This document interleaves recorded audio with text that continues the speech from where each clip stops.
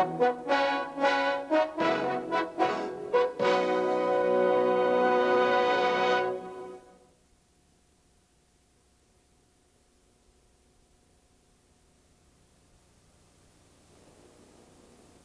National Aviation Museum in Ottawa houses an outstanding collection of aircraft. From the Silver Dart to jet fighters, it tells the history of aviation in Canada. Tucked into one corner of the museum are three remnants of Canada's aviation past. They were all state-of-the-art achievements in their time, but all were killed in their infancy by political ineptitude. Carried to completion, they would have made Canada a world leader in aircraft design and production. But now, they sit only as permanent memorials to what was and to what could have been. Towering over all stand the last remains of the Avro Arrow project.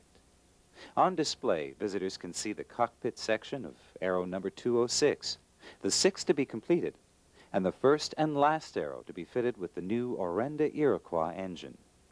The powerful Iroquois also occupies a space in the museum next to the Arrow. Another Canadian aviation tragedy was the Avro jetliner, North America's first jet passenger aircraft.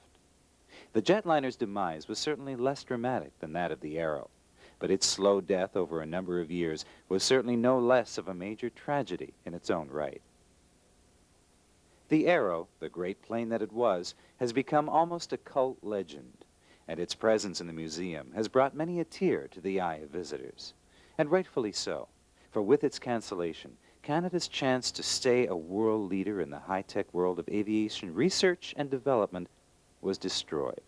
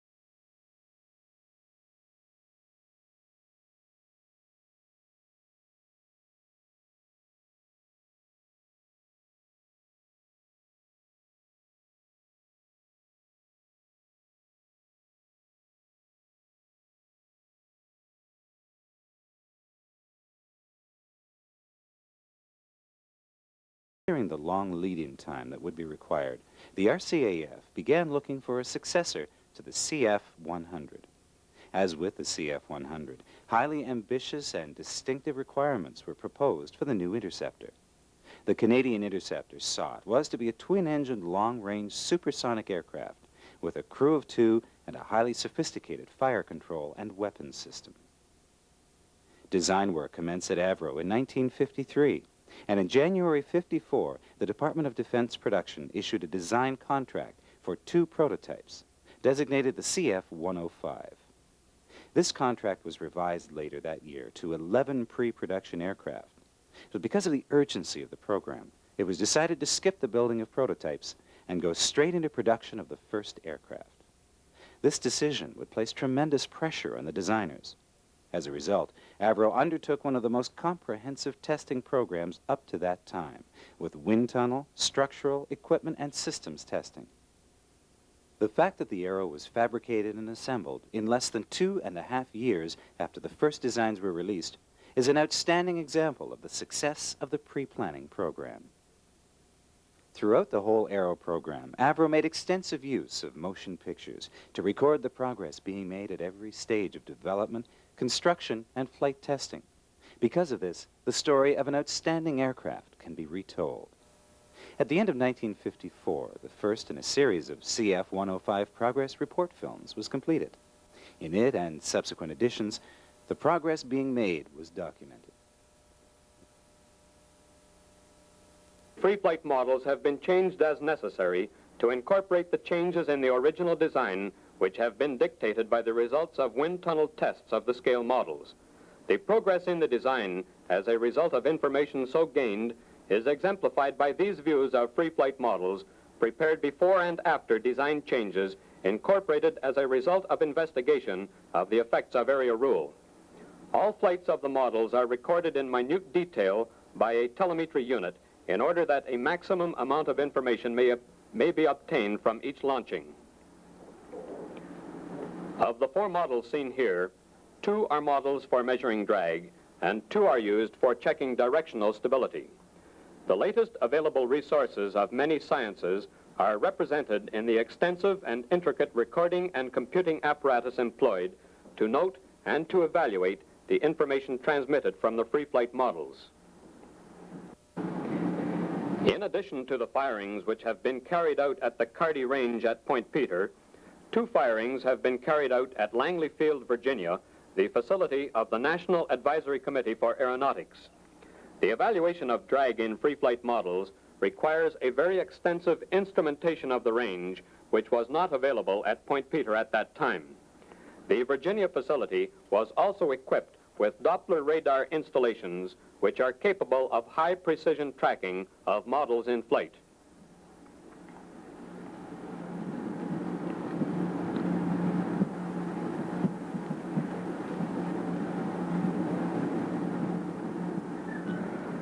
The model and booster assembly installed on the launching platform ramp are completely checked out at the launching site, final preparations being completed immediately prior to the launching.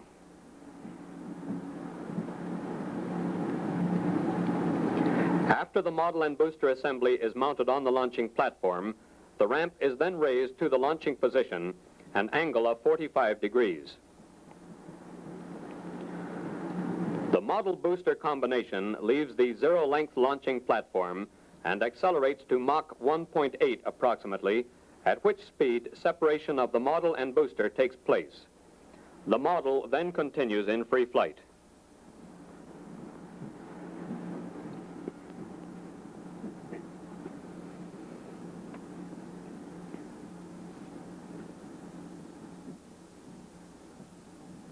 The many questions posed by quantity production of the aircraft may be solved on the metal production mock-up. As manufacture of the mock-up continues, important decisions can be made on methods of fabrication, assembly, and work sequence.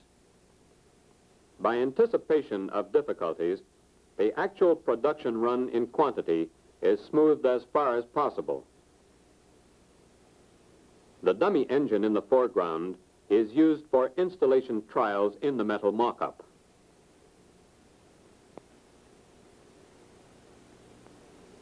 The Avro Arrow engineering mock-up is largely of wooden construction and is used for design evaluation. Initially an Arrow 1 mock-up, it has now been modified to embody the features of the Arrow 2 design. The engineering mock-up enables such matters as installation details, clearance, and accessibility to be studied.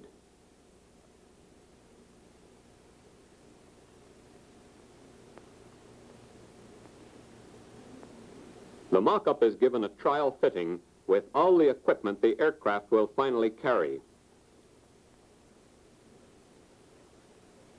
The electronic system forms a large portion of the equipment installed in the aircraft.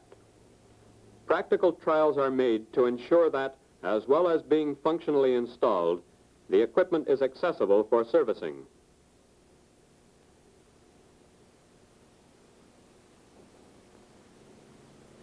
The flight simulator provides a medium for investigating the effect of aerodynamic loads upon the flying control system. A replica of the aircraft cockpit, the installation will register even the most transient controlling movement made by the operator. When the controls are moved, signals are sent to the analog computer. A servo system in the computer equates the various component flight motions and adjusts the cockpit instruments accordingly. Many problems of flight characteristics can thus be solved by anticipating actual flying conditions. The assembly of the first aircraft presented many problems which were solved by the use of new yet simple techniques. The main torque box comprising a number of integral fuel tanks, is built in a vertical position with the rear spar on top and the main spar underneath to facilitate fabrication. It must therefore be turned round and uprighted in preparation for its entry into the half-wing marry-up jig.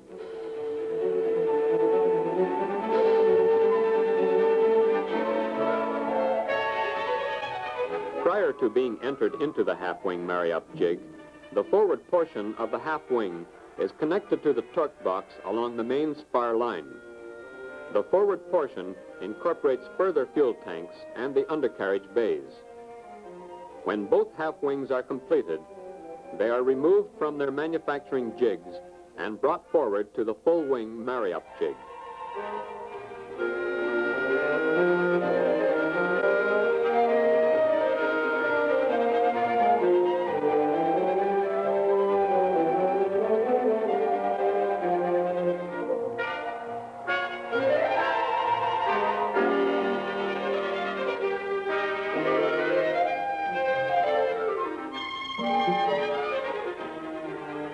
At this stage, the wing is almost complete, and it now only remains for both halves to be married up to complete the full inner wing.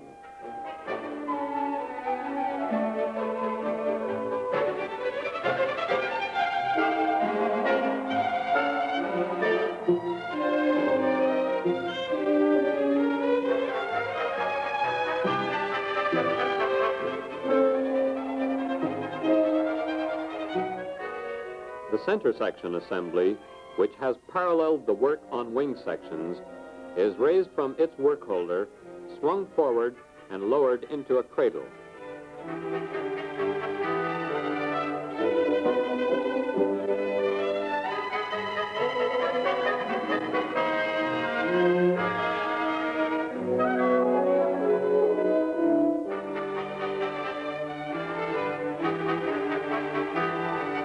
The left-hand wing is released from its jig, brought forward by the overhead crane to the full wing marry-up, and then manually positioned opposite the right-hand wing.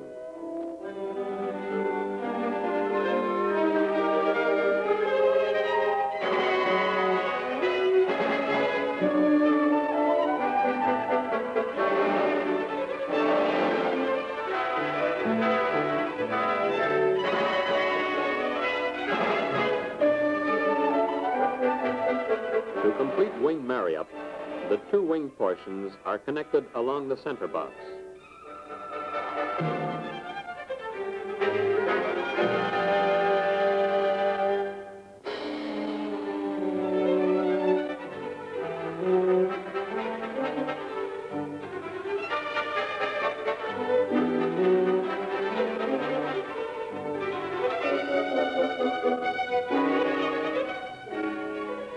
After the addition of the center trailing edge, the full wing is then maneuvered from the assembly jig into the aircraft work holder for final integration with the fuselage and other components. A large portion of the internal services have now been installed in the wing.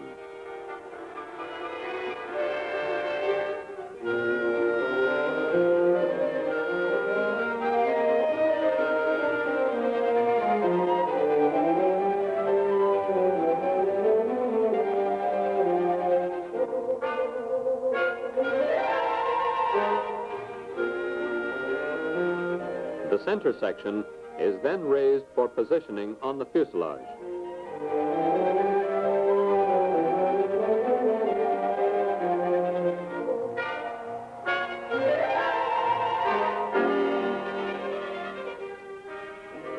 The fin is next moved from its assembly jig, swung into position, and then attached to the rear fuselage.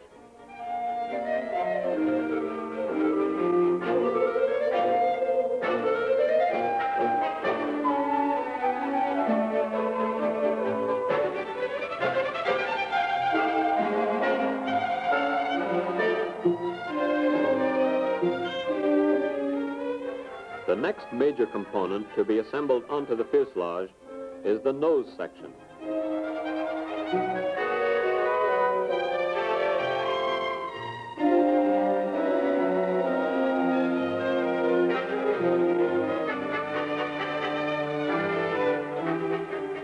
Assembly of major components is completed with the installation of the engine bay and the rear fuselage.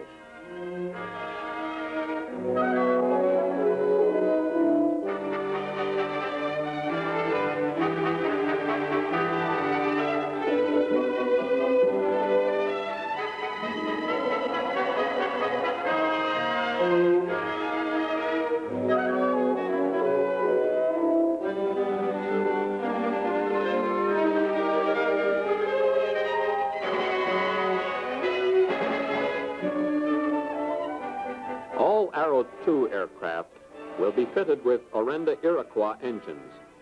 In the meantime, the first 5 aircraft, designated Arrow 1, will be fitted with Pratt & Whitney J75 engines.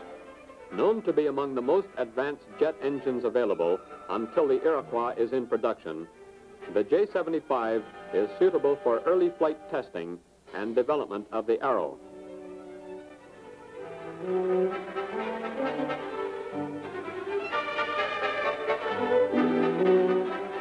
The undercarriage can now be assembled. The problem of stowing this component in the space available was overcome by designing the leg to shorten and rotate during retraction.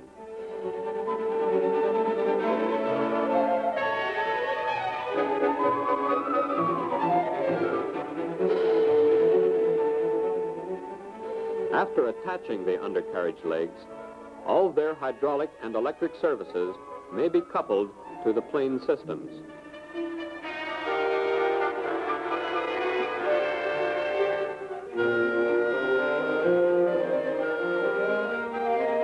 As this first Arrow moves forward to its final assembly point, it signals the approaching advent of first flight. However, before this can come about, there is yet to be completed an intensive program of equipment installation, pre-flight testing, and ground running.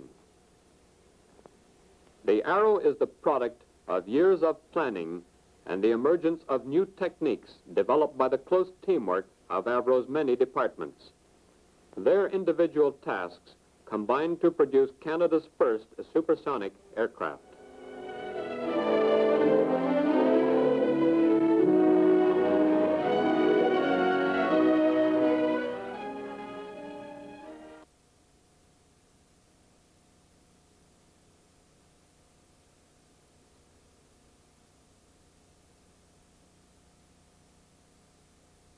In addition to the testing done at Avro, the Martin Baker seat had also been tested at a U.S. Air Force facility in southwest Utah.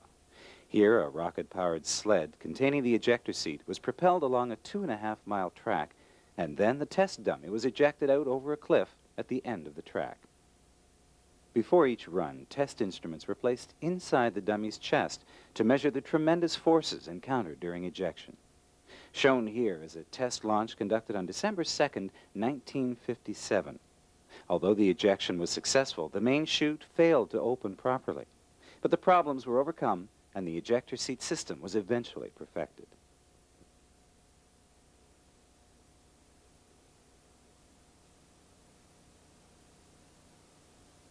The Iroquois started as a design idea in early 1953 as the engine to power the successor to the CF-100.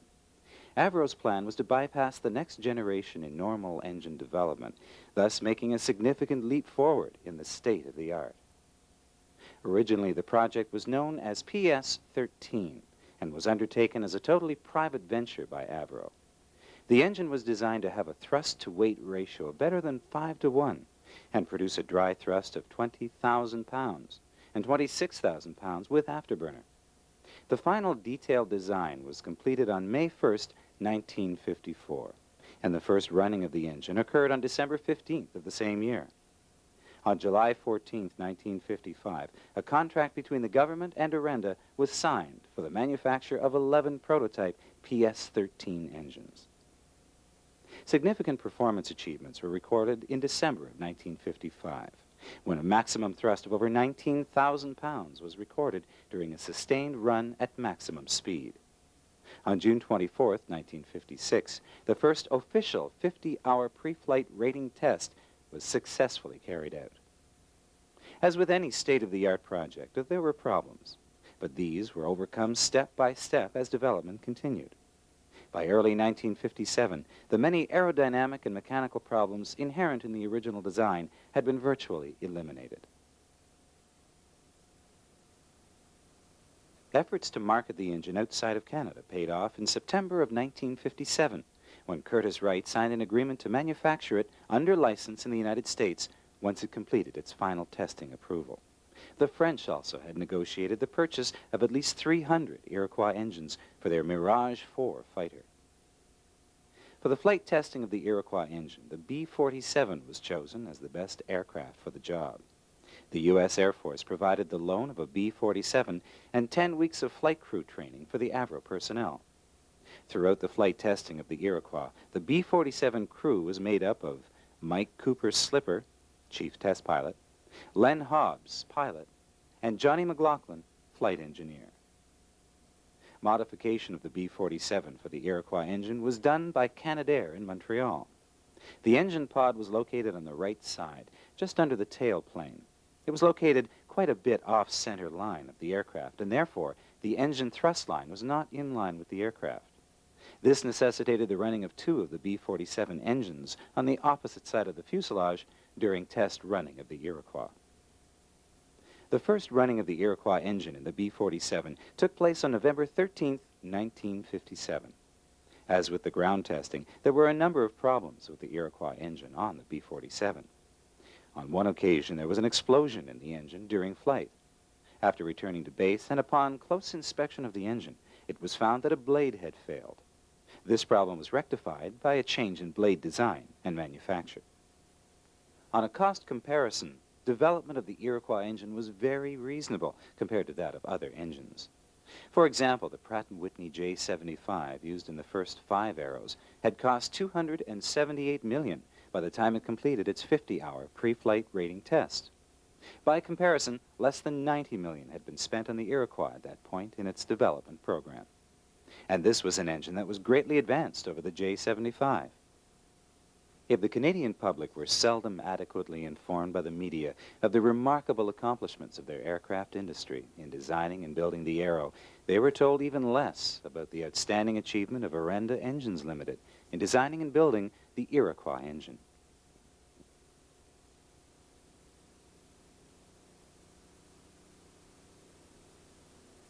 From the beginning of the Arrow project, Avro Aircraft had the responsibility of coming up with the airframe and engine. The RCAF's task was to find a suitable fire control and missile system. No small task, considering the electronic technology of the day.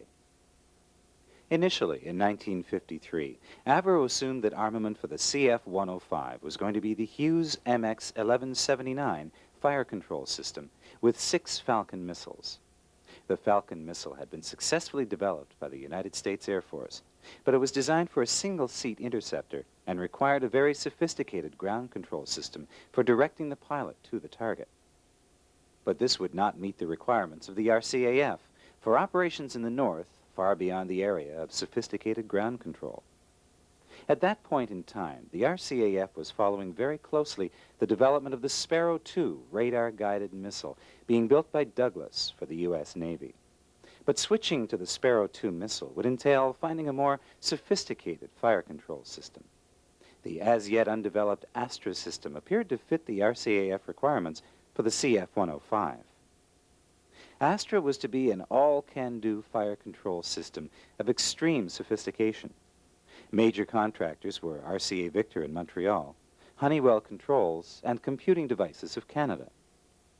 Avro argued against this switch from the Hughes system, which was going to produce a limited improvement in efficiency at a potentially heavy financial cost.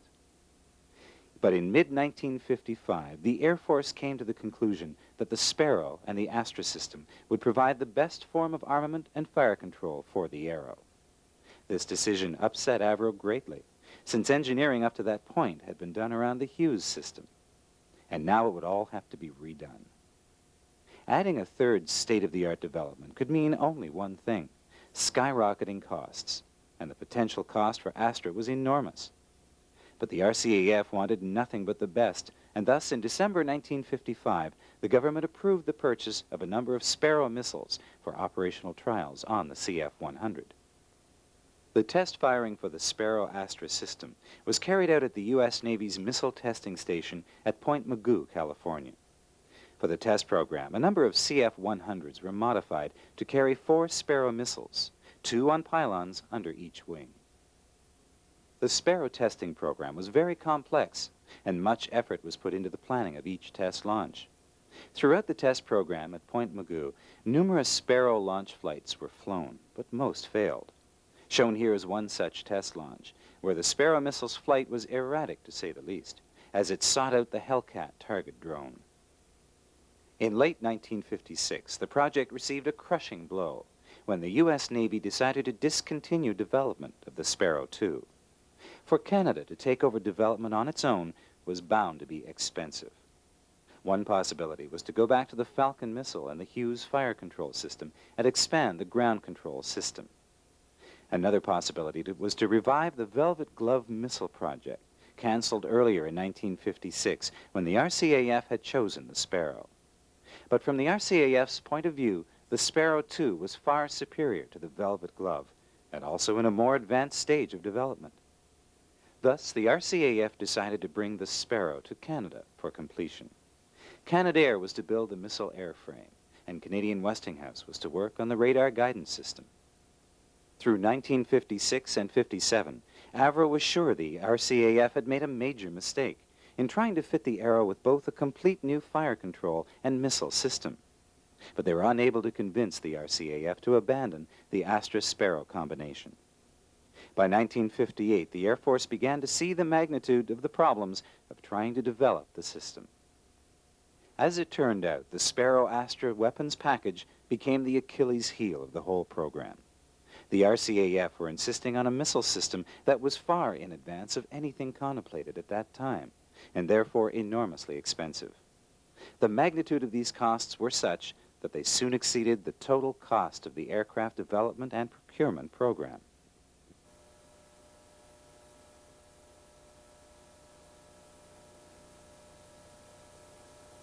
As 1956 drew to a close and 57 arrived, Avro made progress despite the complex problems associated with a Mach 2 supersonic interceptor. Progress continued satisfactorily, if not at the pace originally envisioned. For Avro, 1957 would be the year that they'd roll out the Arrow, and it was also the year that John George Diefenbaker would become the Prime Minister of Canada.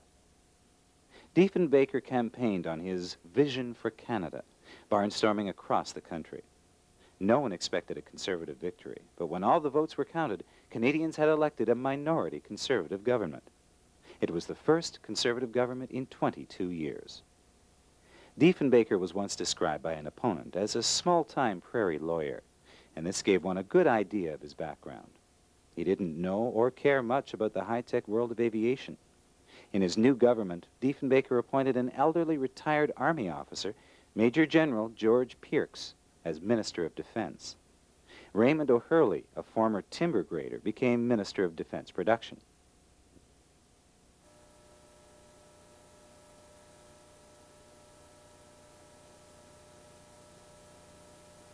On October 4th, 1957, the Avro Arrow was officially introduced to the world, but it was overshadowed to some extent by the launching of the Soviet Union's Sputnik on the same day.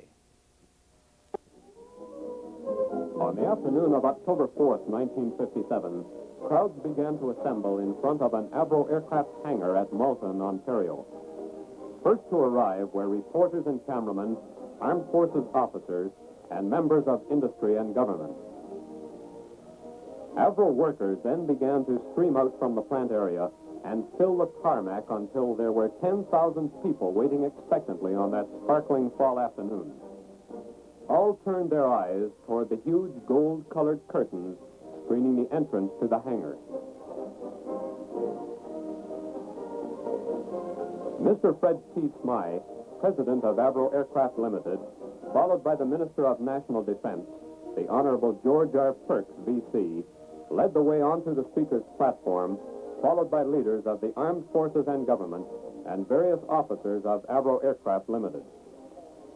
On this very special day, may I introduce the president of Avro Aircraft Limited, Mr. Fred P. Miles.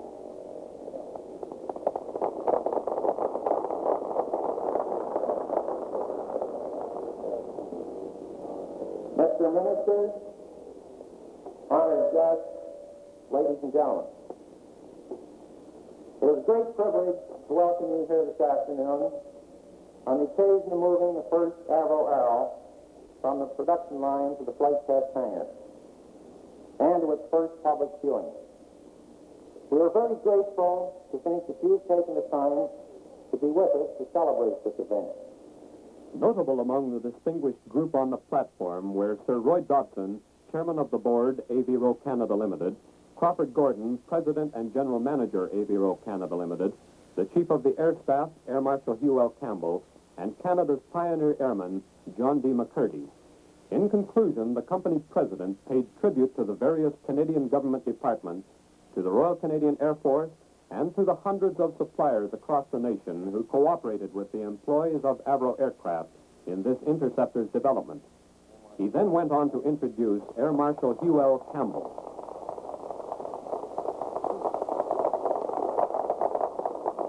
Air Marshal Campbell remarked that the planned performance of this aircraft is such that it can effectively deal with any likely bomber threat to this continent during the next decade. Thank you, Air Marshal Campbell.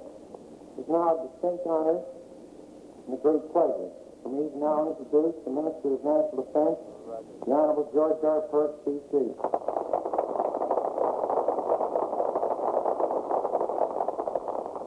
I would like once again to commend the efforts of all those who have contributed thus far to the development and production of this aircraft. Through your efforts, you are making a direct contribution to the defense of the free nations of the world, and so to the well-being of us all.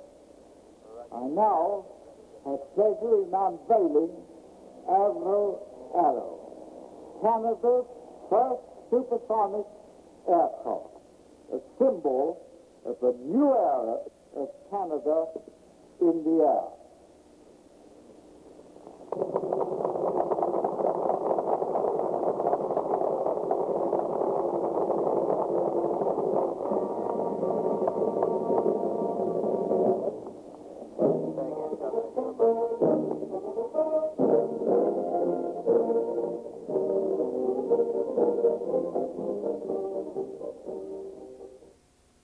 Following the official rollout ceremonies, the first ground trials began. They continued through November and into December when the taxi trials commenced. Finally, on March 25th, 1958, the moment of truth arrived when the Arrow would rise from the runway and test its wings in flight. At 9:30 a.m., before a crowd of 10,000 people, test pilot Jan Zurikowski completed his cockpit check and taxied out for takeoff.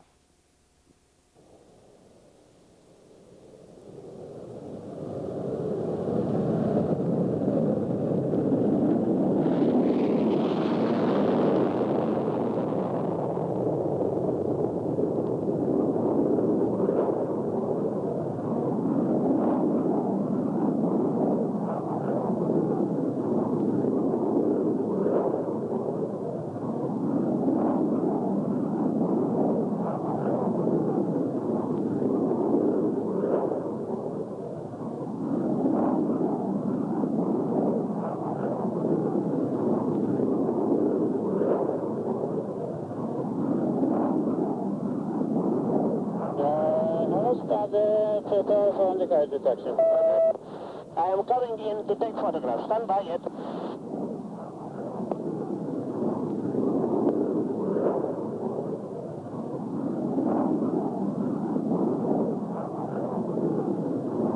Controls are behaving quite nicely. I can see no oscillatory motions of any description in them. I think all this immediately the carriage is back to all the vibration disappears. I think the carriage is making this. That's right, it's the side door which is making. The door which comes and closes the undercarriage in the wing. It's fitting against the fuselage.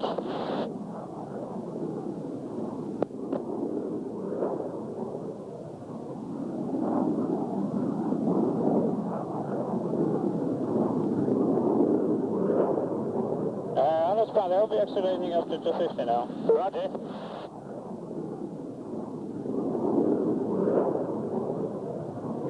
One from Frank, we confirm this. Up to 250. Thank you.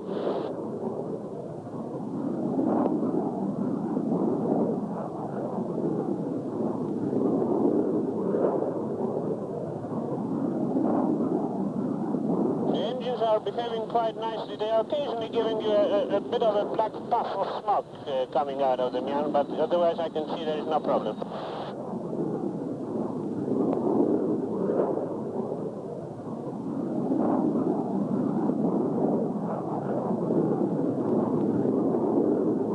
All up down now. And quite strong vibration straight away. Yes, this is the same door hitting against the fuselage, yeah.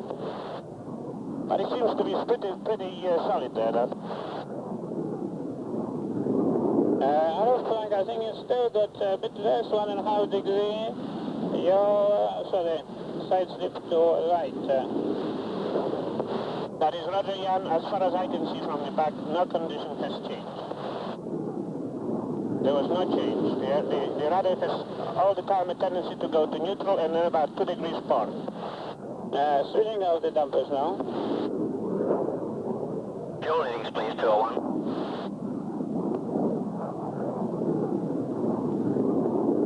Wind is 40 to 50 degrees, 10 to 15 variable.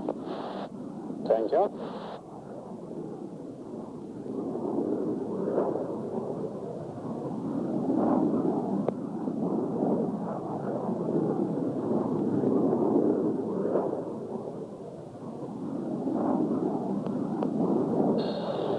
We're going to the Arrow 201 there, overhead 4,000 feet. Any instruction on 32, please? 201, Toronto Tower, runway 32. 32, the wind is northeast at 10, the altimeter is 020, and your number 1 for 32.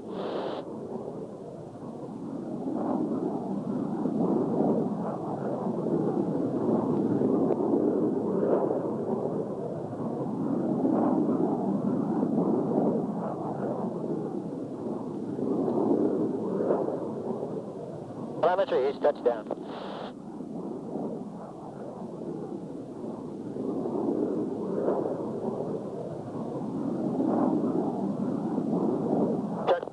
Wonderful parachute, Jan, fine. Beautiful shot.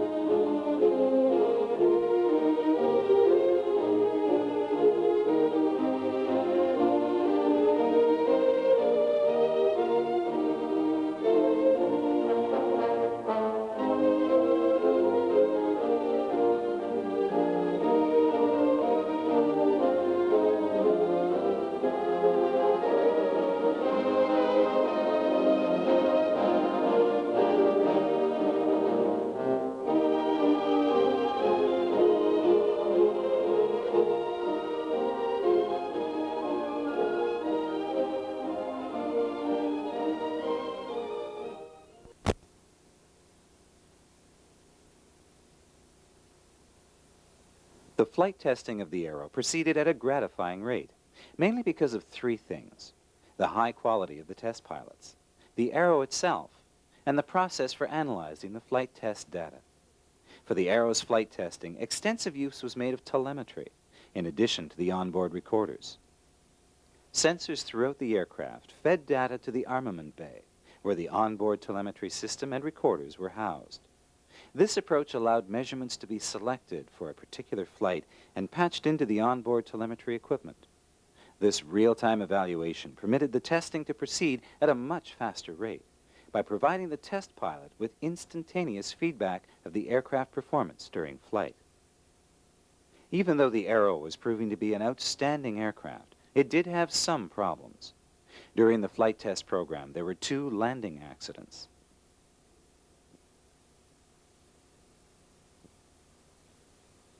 Another problem involved the failure of the nose wheel door to close properly. But each problem was corrected in turn as the flight test program continued. On one occasion, excessive braking during landing had blown some tires, forcing the Arrow to stop on the taxiway. With the cockpit ladder not readily available, Spud Pataki, being the excellent test pilot he was, developed a new escape procedure on the spot. But setbacks were definitely the exception rather than the rule at that stage of the Arrow's progress. The soundness of design was confirmed by a nearly unbroken string of flight testing program successes. Ironically, as the Arrow's success in the air started to accumulate at an impressive rate, the program's problems on the ground were escalating rapidly, as the full cost of the Astra and Sparrow program was felt. As costs climbed steadily upward, so did the pressure to make a decision on the project's future. Even within the Defense Department's Chiefs of Staff Committee, the Chief of Air Staff, Hugh Campbell, was facing a growing reluctance on the part of his colleagues. They saw their own services being cut each year to ensure the continued funding of the Arrow.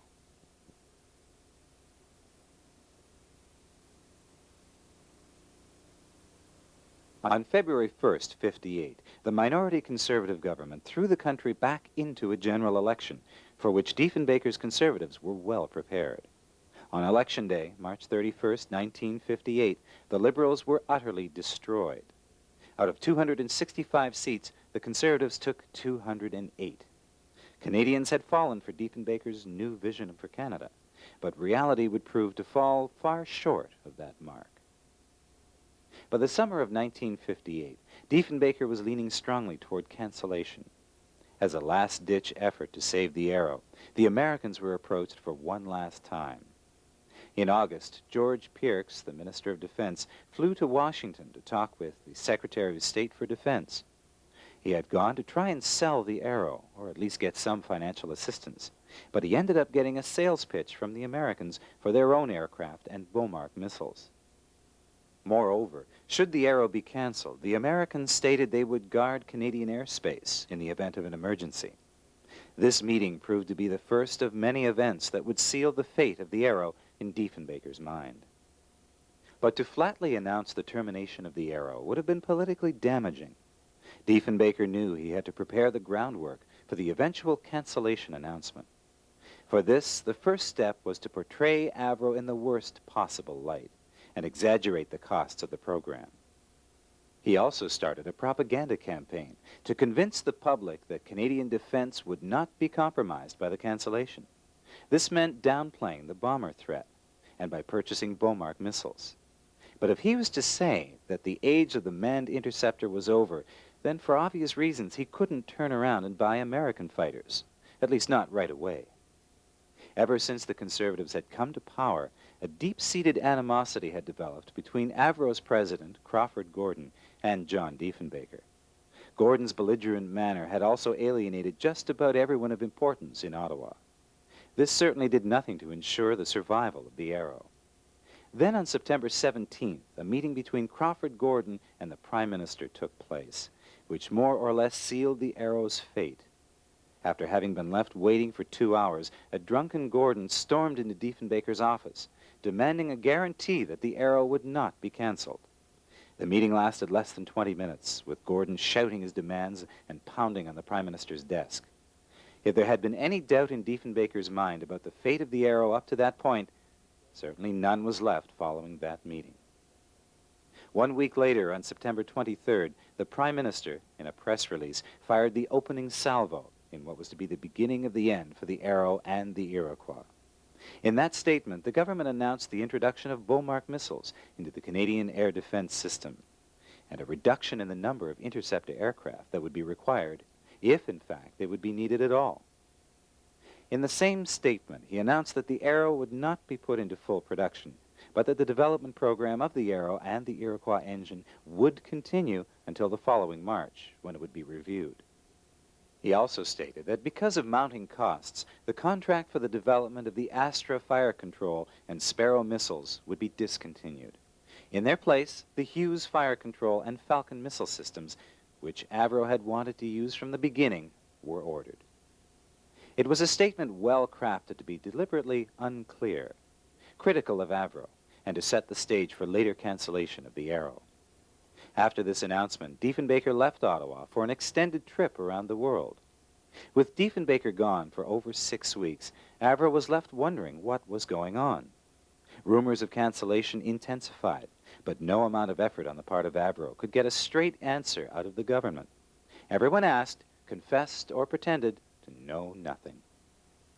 This environment of uncertainty was also starting to have an effect on Avro and Orenda employees, but it was no more damaging than its effect on the possible sale of 300 Iroquois engines to France. Word had gotten through that the Iroquois project was threatened, and the French were beginning to have second thoughts. Orenda begged the government to reassure the French that the project would proceed, but no assurance was given, even though such an order would have reduced the Arrow program costs by as much as $40 million. Avro continued in their efforts to find out what was going on, but they continued to run into roadblocks. Meetings that were set up between Avro and the government were continually canceled by the government. Frustrated, Fred Smyth, Avro's chairman of the board, flew down to Washington to speak with U.S. Air Force officials seeking financial assistance. For his efforts, the U.S. Air Force agreed to provide the Hughes fire control system and the Falcon missiles free of charge, a saving of well over $500,000 per plane. The following day, Smyth went to O'Hurley, the Minister of Defense Production, with the U.S. offer in writing. But the Conservatives weren't interested in saving money or the Arrow program. The decision had been made, and no effort on the part of Avro would save the Arrow.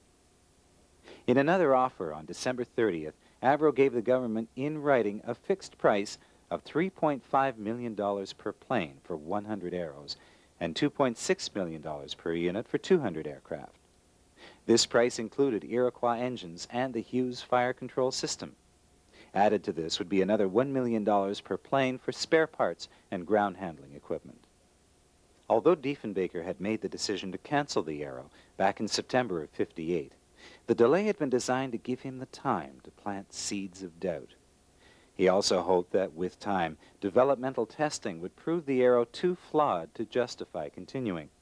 But even though the test flights were not without some problems, 5 Arrows had completed 64 flights before cancellation. From those test flights, the Arrow had proven 95% of its intended flight capacity and had met or exceeded the performance requirements that had been set by the RCAF. As March 31st approached, the date set by the Prime Minister in his September announcement for review of the program, he was urged by members of his cabinet to make an early decision. Diefenbaker had been waiting for a more opportune moment to execute his plan, but delay had done little to make the job easier. His delays had simply added $40 million more to the cost of the program, which would be an investment lost upon termination. Also, the longer he delayed, Arrow number 206 with the Iroquois engines grew closer to flight readiness. Had it flown, it certainly would have broken the world speed record, making it even more difficult for Diefenbaker to justify his decision. At cancellation, Arrow 206 was just 2 weeks away from its first flight, and likely a new world speed record. It had been rumored after cancellation that Avro asked permission to complete number 206 and to demonstrate before the world the performance it was capable of with the Iroquois engines. But that was unquestionably the last thing in the world that the Conservative government wanted. Had it flown, the government's embarrassment would have been unbearable. So on the morning of February 20th, 1959, the Prime Minister rose in the House of Commons to deal the final death blow to the Arrow. To thousands of Canadians, it would be remembered as Black Friday. At 11:15 that morning, an announcement was made to all employees. Your attention, please. The radio has recently announced that the Prime Minister stated in the House of Commons this morning that the Avro Arrow and Iroquois programs have been terminated. We, the management of the company, had no official information prior to this announcement being made. The cancellation of the Arrow and the Iroquois has, however, been confirmed as a fact by the on-site representative of the Department of Defense Production. It is impossible at this stage to give you any further details until such time as I receive the official announcement from Ottawa. Following the cancellation of the Arrow and Iroquois programs, Premier Frost of Ontario was concerned with the great number of unemployed. He knew that the Arrow was not salvageable, but that the Iroquois might be. Orenda estimated that to complete the testing and have it certified would require approximately $4 to $5 million. On March 10th, the Premier instructed an aide to research the history of the Iroquois and assess if the project could be saved. The report concluded that if some short-term assistance were given to Orenda engines to complete the testing, there was a good chance that this phase of the Avro operation could be salvaged. But the proposal was based on federal support, and Diefenbaker was definitely not interested. Even with the continued interest by France in the Iroquois engine, the Conservatives were intent on only one thing: the destruction of everything related to the Arrow. So the great Iroquois engine died with the Arrow. In the end, what did Diefenbaker's Conservatives really accomplish by canceling and destroying the Arrow and Iroquois projects? Did they save any money? Was Canada any better off because of this decision? The answer to both of these questions is a resounding no. Throughout its history, Avro as a company had reinvested its profits in Canada, and it was largely owned and run by Canadians. In addition, it was conducting over 70% of the research and development then going on in Canada. Also, Avro relied heavily on Canadian suppliers for its specialized components. For example, when production on the first CF-100 started in 1949, close to 90% of the components were of foreign manufacture. By the time the last CF-100 rolled off the assembly line in 1958, nearly 95% of the components were Canadian. Also in 1959, 85% of the components required by Orenda were made in Canada. As far as savings go, there were none, and in fact, over the short and long term, it cost Canada dearly. With contract cancellation penalties, it still cost the government as much to scrap the Arrow as it would have cost to complete the 37 Arrows it had ordered. Another surprising fact was that for every dollar the government spent on the Arrow, it quickly got back 65 cents, largely in the form of corporate and personal income taxes. On top of that, the Arrow program was sustaining over 30,000 highly skilled jobs, which in turn supported countless other businesses. In the end, the Arrow's cancellation would kill Avro Aircraft along with hundreds of other companies. On Black Friday, Avro was forced to lay off close to 14,000 of its workers. And in addition, it was estimated another 16,000 employees from Avro suppliers were let go. Immediately after the cancellation, American aircraft company recruiters arrived in Toronto, eager to hire the many top-notch engineers, scientists, and skilled tradesmen. Since there was nothing left for them in this country, many had little choice but to leave Canada. One of the big winners in the Arrow cancellation was NASA, which was able to pick up many highly skilled Avro engineers to work on the manned space program. The resulting cost to Canada of this brain drain is beyond calculation. Canada could ill afford to lose people of the caliber that had been drawn to Avro to be part of the Arrow program. But all was lost in the government's rush to destroy the Arrow, and with it the Canadian fighter aircraft industry. It seems that many other ramifications of the cancellation were never understood by, nor mattered to, the Diefenbaker government. In 1959, Avro and Orenda were carrying out an astounding 70% of all the research and development then going on in Canada. R&D, as everyone knows, is the backbone of any industry. With the Arrow's death, so went R&D in Canada, and it has been the weak link in our economy ever since. Today, Canada's R&D expenditures for the whole country are less than that of Toshiba, a Japanese electronics firm. And this speaks volumes about the state of the Canadian economy today. The importance of technology cannot be ignored if a country is to remain economically healthy. That is as true today as it was in 1959. But the attitudes, policies, and circumstances that combined to make the Arrow fiasco inevitable are still with us today. We still have no real foreign policy of our own. We simply follow the U.S. We depend on foreign branch plants for our technology. In short, we have become totally dependent on the U.S. and other countries who have their own priorities to look after.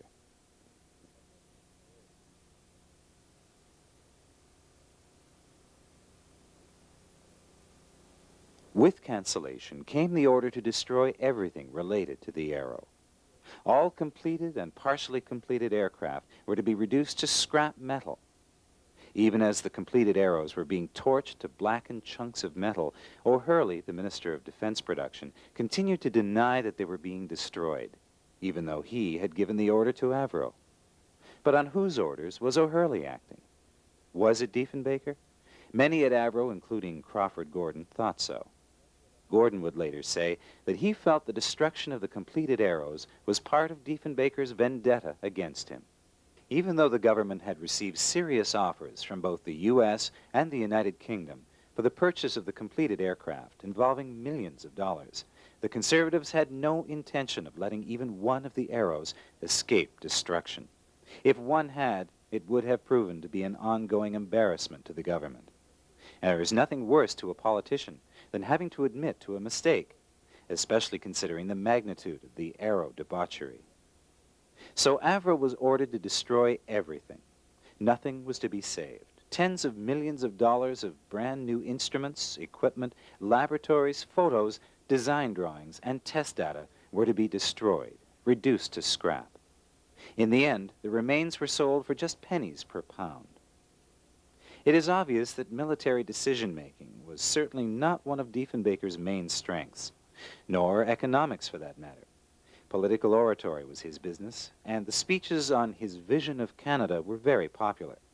He also gained a lot of support for his mission to free Canada from the dominance of the United States and to strengthen ties with the United Kingdom and the Commonwealth. But the results of his deeds were the exact opposite of his words. By the time he was defeated in the 1963 election, Canada was even more tightly bound to the U.S. than ever before.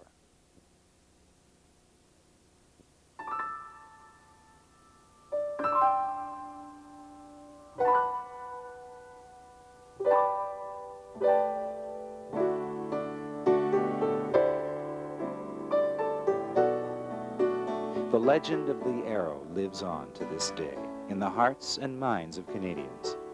For a short period in our history, we had a symbol to be proud of, a symbol to show the world what Canadians could do. But in the end, all was lost. Today, all that remains is the cockpit section of Arrow number 206, a few assorted components, and a legend. Also, the myth of a surviving phantom Arrow still persists to this day. Is it possible? Did one escape destruction? We can only